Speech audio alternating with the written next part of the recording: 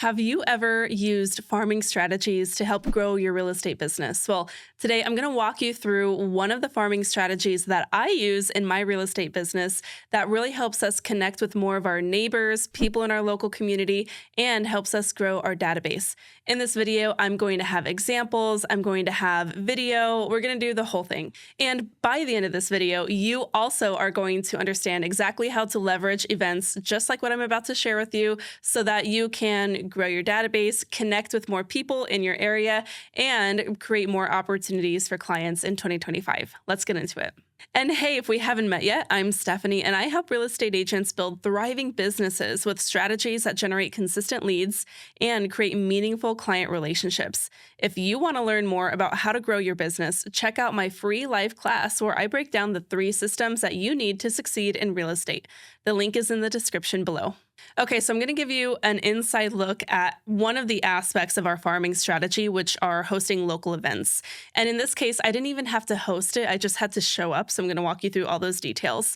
But when it comes to farming and community involvement, this is not just a strategy we teach. This is actually something that we help real estate agents in my coaching program, the Market Authority Academy, harness for their real estate businesses as well. One of our new members recently took this idea and ran with it at a neighborhood trunk or treat event. She handed out popcorn bags with a QR code, which I'm going to walk you through, for a gift basket drawing, and the results were amazing. She had 46 families sign up, and over 60% of them wanted to receive her monthly newsletter, which is another farming strategy that we implement as well. I can go into more detail on that in a future video if needed, but that is amazing, right? Like, talk about turning a fun event into a lead generating opportunity. That is what we are all about here. Okay, so in my farming community, in my neighborhood, there is not an HOA, but like a events community. They throw events throughout the year, and they call for sponsors to contribute to the events. And when you are a sponsor, you get to host a booth. So the events throughout the year happen at this big, beautiful park right in my neighborhood. Like, I can literally walk to it.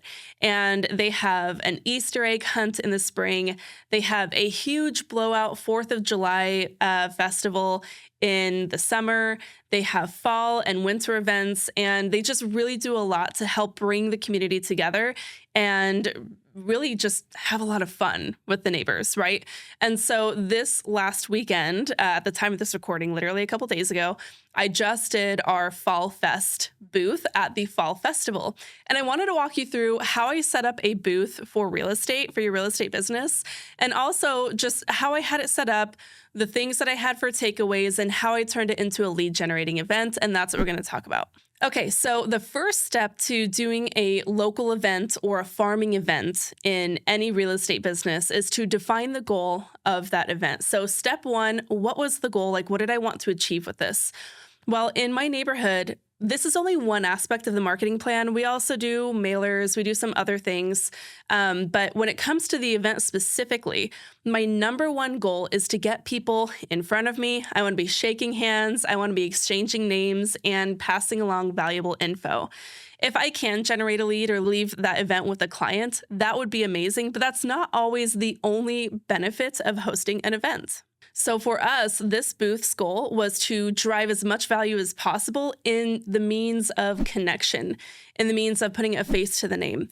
Now, when I'm talking about this neighborhood specifically, I've been mailing this neighborhood postcards, like farming postcards, every month or every other month for the last 2 years. And it's really important for me to have people see that like face to the name, because I know they're getting the postcard, they're looking at it, and then they're dumping it right in the trash. That's the name of the game for farming. That's why it can take so long to really see traction.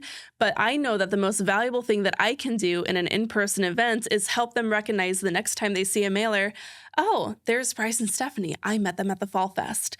Maybe they'll hang on to that postcard a little longer, or maybe they'll be more likely to reach out to me when they need help with their real estate needs in the future. So in order to get people coming into the booth, we did a little bit we always make sure to make it really cute. And so you can see I went through and decorated the booth. I made it pretty simple. And every next time I do an event, I always end up adding a little bit more stuff. So in the past, I haven't had the right, in my opinion, tablecloth cover, for example.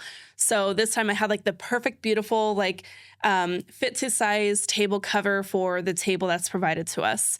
I was able to find some really great fall decor items on sale for 70% off at Michael's in order to just make it look really cute and nice. And so as you see on that table too in the video, you'll also see some marketing materials. I want to walk you through the marketing materials too. In the past, what I've done is I've laid the marketing materials down on the table, but it doesn't really give a good sense of like who we are and like what that material is. So people are more likely to approach your table if they have a sense of what they can expect when they get there.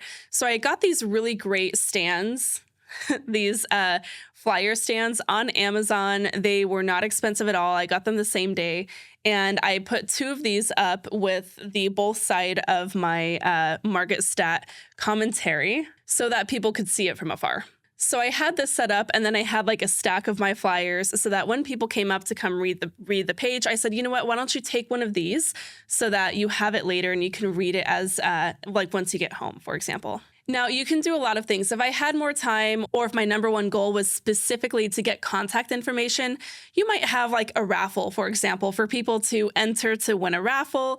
And then you can also give them the option to opt into an email newsletter. I also have an email newsletter for this neighborhood specifically, so that could work really well. I didn't do a raffle in this case, but what I did do, as you could see from the video as well, was I had a really cute postcard with some of our local faves. So like the best sandwich in the neighborhood, the best place to go for happy hour, the best shopping. And then on the back, there was a QR code where they can opt in and sign into the email newsletter as well. And I got some email newsletter signups from that, which was really cool. So again, this is kind of how I had it set up. And I know I'm spending a lot of time on this topic, but the goal that you have for the farming event or the events that you're hosting is going to kind of determine how you want it to be set up. So as you can see, I spent like $30 on decor. I shopped my home for some of the rest of the decor items I had, like that beautiful vase and some of the pumpkin stuff.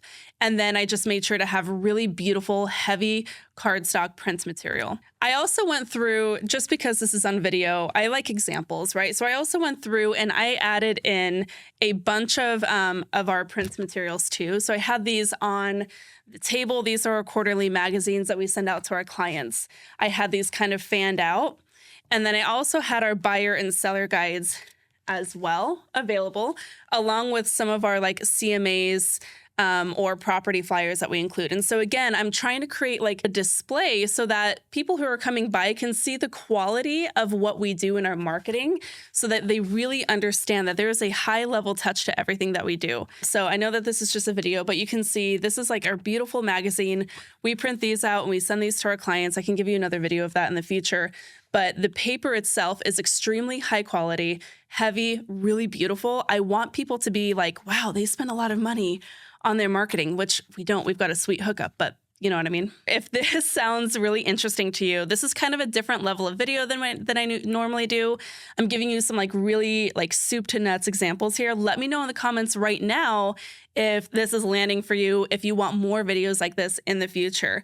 If you leave me a comment or like this video or even subscribe to this channel, all those things tell me that this is content that you want more of, and it can help me plan for more of those videos in the future. So do me that solid. I would appreciate it. Okay, so I'm going to kind of close the loop on some of these details. So step 1 was define the goal. That is going to help you determine how to set up your booth and what you need to have. Now, the second step is to create a reason to engage. And so if we were to go back to the initial example of market commentary, people always want to know, like, what's the market about? Like, what's up with the market? How are things looking into next year? And so that's why I put this really good like infographic here so that people could see some simple, easy to digest data points here. But you might want to think that as well for your local events. If you have the goal of really getting some people signing in, the raffle is a great way to engage or bring people in. So that just goes to show we always offer people a reason to stop by. You could also do a fun photo booth. For example, there was another booth right next to us, and they had this beautiful backdrop of some fall leaves and some hay bales and pumpkins that kids could sit on for a picture, and they had some cute little props, right? I think that would be very well placed for a real estate booth as well, just something fun to do. The key is to make it fun and approachable while having an opportunity to strategically gather the information, their contact information, at a normal point when they're visiting. So that actually leads us to step number 3. Step number 3 is to be able to collect information strategically. There are times when it makes sense to just have your booth as a brand awareness booth and just to be there so that people can meet you and you can try to set appointments in person while you're shaking hands and sharing names, right? But if you do want to make sure that you are either gathering information to add to an email newsletter so that you can warm those contacts up and stay in front of them for when they are ready to buy or sell, or if you're specifically trying to find hot leads for buyers and sellers, you want to figure out a way to collect that information and get that lead. So the way that I did it in this instance was I had our QR code on both sides of this flyer. And again, remember, I ordered over 100 of these flyers and we passed almost all of them out. So there's a QR code that goes to our book a call link here, which we just did in Canva. But we also had a QR code on a little postcard that we were giving to people that send them to sign up for our email newsletter. So we had 2 opportunities to generate leads here. We had people who could either book a call with us to speak with us about their real estate needs, or if they weren't quite that ready, but they were still interested in what we had to offer, they could sign up for the email newsletter. That's 2 opportunities for us to get leads into our pipeline. But I would encourage you to go a step further. So think about collecting the information for sure. But also when you are speaking to people, you need to be out in front of your table, if that's what you're doing. You need to be out front. You need to be asking people to come talk to you. You need to be shaking those hands, and you need to be asking questions like, how long have you lived in the neighborhood? We might also ask if they're considering to buy or sell within the next 12 months. Before I moved into this neighborhood, we attended all of these events. We owned a home further south in a different neighborhood that was equally as awesome, in my opinion. And we would come to this park, and we loved this park because it was huge, and we loved the community events. We loved seeing the kids play at the playground. And we would come to that park when our son was a little baby, and we'd push him around in a stroller and go on long walks in this park. And we would dream about the day that we would be able to find the perfect house in this neighborhood. And we did that for about 1.5 years before we ultimately ended up purchasing our home there in 2021 and moving into this neighborhood. And so there are other people who are likely doing the same, and we connect with those stories. We ask them questions about that experience and trying to find ways to just connect with them deeper beyond just real estate, but really build lasting connection that can then turn into clientele later down the line. All right, that was a big video. That was a lot of detail that we went into. But again, I know that this is a little bit different from my normal stuff. I really rely on your feedback to know whether or not this is landing. So please leave me a comment and tell me what you liked most about this video. And I want to know, have you ever used a local event to connect with your farming and your community? I would love to hear what worked or what didn't work for you. You can leave that in the comments as well. Let's have a conversation. Let's keep this convo going. And hey, if you are ready to take action and implement strategies like this, like not just a half-baked idea, but something that's actually going to result in leads and clients in your pipeline, then book a strategy session with me today. We'll dive into your goals and create a custom plan to connect with your community, grow your database, and generate consistent leads. The link is below. Do not wait. Go book a call with me today and let's make this happen. And do not forget to like and subscribe. Be sure to like this video, subscribe to this channel, because next week I am going to be sharing a video for your step-by-step making money plan in 2025. You're going to love it. I'll see you there.